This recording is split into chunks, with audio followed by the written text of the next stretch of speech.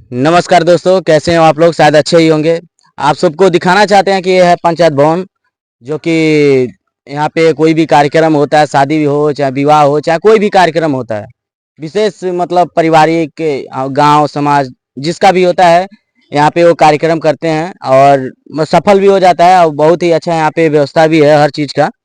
और फिर सबसे पहले इम्पोर्टेंट बात है, आप सबको बताना चाहते हैं कि आप लोग देखिए इस यहाँ पे, इधर कैमरामैन सोनू जी इधर फोकस कीजिए।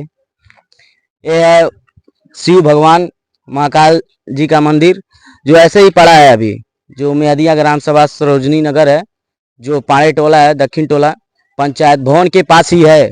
ठीक, ये मंदिर है। यहाँ पे हमेशा मतलब पूजा पाठ हर चीज होता रहता है। ठीक, लेकिन अभी मंदिर ऐसे अधूरा पड़ा है। हमारे गांव के जितने भी युवा हैं, सबको तहे दिल से प्रणाम करता हूँ। और सभी लोग इकट्ठा होके अपना मतलब जो भी योगदान करेंगे तो ये मंदिर सफल होगा। ठीक, बहुत जल्द ही ये मंदिर बनने वाला है और महाकाल का आशीर्वाद रहेगा तो बहुत जल्द ये मंदिर बनेगा।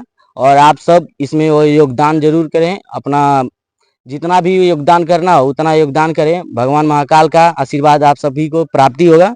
नमस्कार, प्रणाम।